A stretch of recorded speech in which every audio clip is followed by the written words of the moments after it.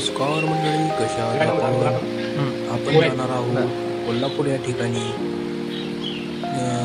अंबाबाई दर्शन, त्यानंतर ज्योतिबा दर्शन, त्यानंतर रंकाळा, हे सर्व आपण पाहणार आहोत. त्यासाठी हा व्हिडिओ शेवटपर्यंत बघा.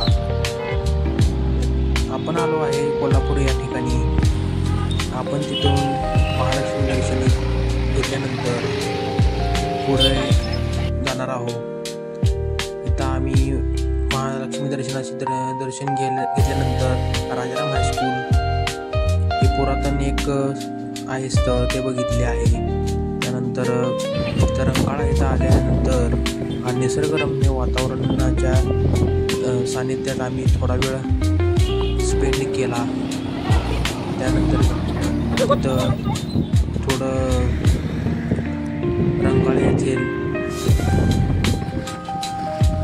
खूप सारे पाहण्यासारखे पॉईंट आहेत. माझे मित्र आहेत सर्व. त्यानंतर आम्ही शाहू पॅलेस या ठिकाणी आल्यानंतर स्टार्टिंगलाच हरिण वगैरे बघितले. शाहू पॅलेसचं दुरून असं दृश्य आपण पाहत आहात.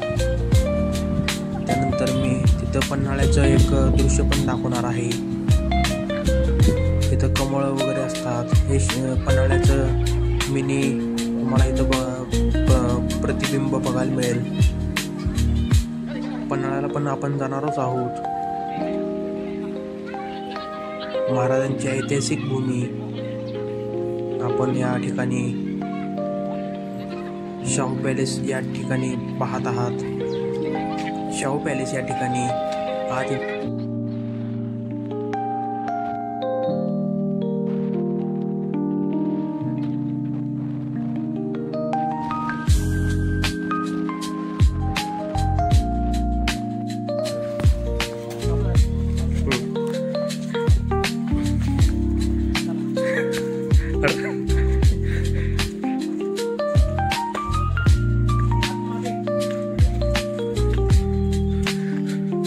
नमस्कार मंडळी, आपण आला आहात पन्हाळगडावर.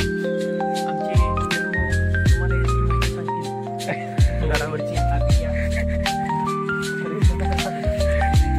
पन्हाळगडावरील चौपट उद्यान आहे. त्या उद्यानमध्ये आम्ही सगळे आलेलो आहोत. चला. शिवाजी महाराज त्यांचे जे पाय आहेत आणि मोठा आहे त्याचे संघर्ष या पन्हाळगडामध्ये झाला. पावनखिंड आणि पन्हाळा याचं जे वेगळं एक नातं आहे. त्यामध्ये विशाळगड आहे.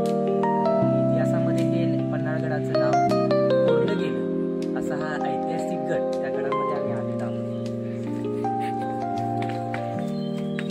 छत्रपती शिवाजी महाराज या किल्ल्यावर अडकले होते आणि त्यांना बाहेर काढण्यासाठी छत्रपती शिवाजी महाराज यांचे जे काही मावळे होते त्यामध्ये बाजीप्रभू देशपांडे आणि बांदल सेना यांनी आपली शौर्य गाथा या पावनखिंडीमध्ये त्यांनी दाखवली आणि पन्हाळगडावरून छत्रपती शिवाजी महाराजांची सुटका केली.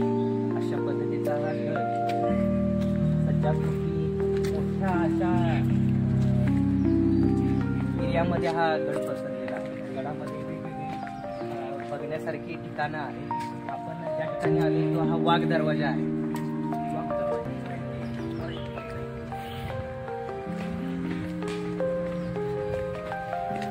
वाघ दरवाजा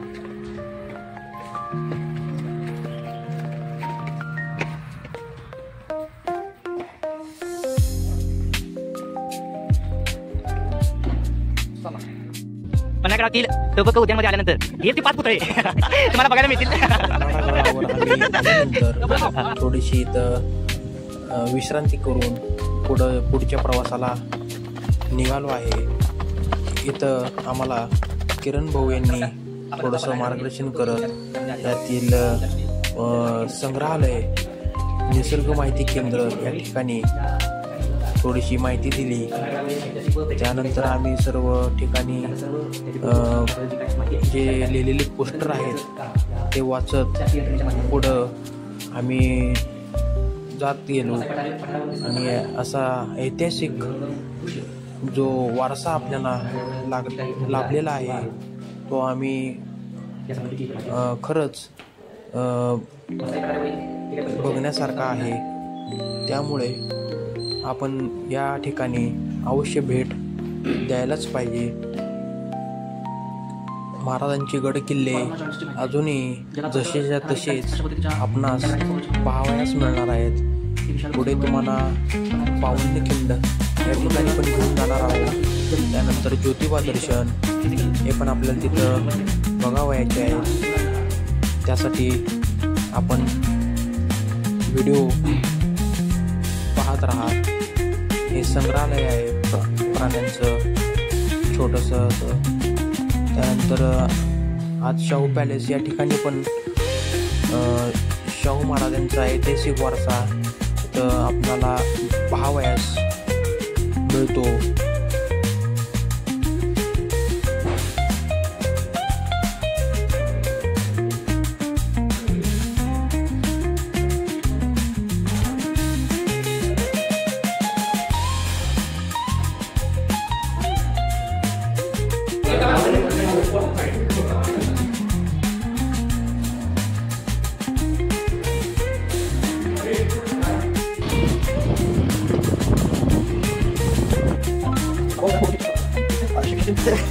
Section 123.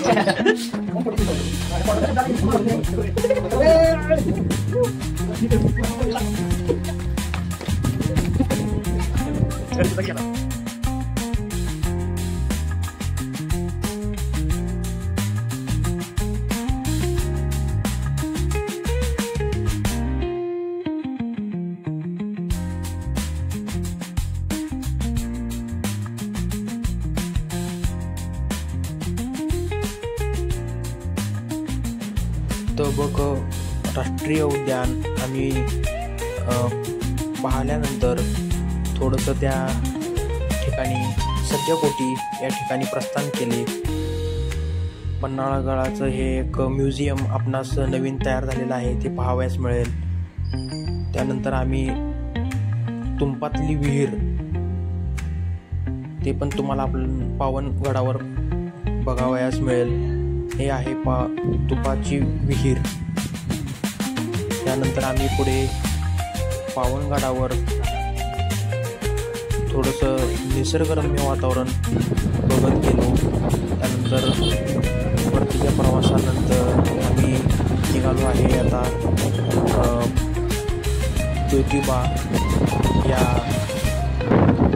तीर्थक्षेत्राकडे. तर आपण या बाजीराव देशपांडे या चौकातून आपणास पुढे जावया लागते. आमची मित्रमंडळी यांच्या गाडीमुळं आमचा प्रवास एकदम सुखकर होतो. आणि टू व्हीलरच जर का असतील तर अधिकच आपणाला निसर्गाचं वातावरण या ठिकाणी पावसाळ्याच्या ठिकाणी तर पावसाळ्यात जर का तुम्ही आपण गेलेला आहात तर खूपच एक मनमोहक दृश्य पाहावयास मिळणार आहे. आपण जात आहोत ज्योतिबा या तीर्थक्षेत्राकडे. तर आपण पाहत आहात समोर निसर्गरम्य दृश्य आणि खूप असे पर्यटक या ठिकाणी येतात. समोरच देवेंद्र फडणवीस यांचे एक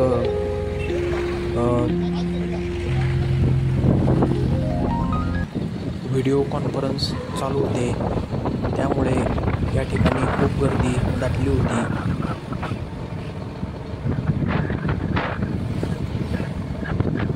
आम्ही पुढे सर्व ठिकाणचे दृश्य पाहत पुढे जात राहिलो. हे इथं एंट्री गेट आहे.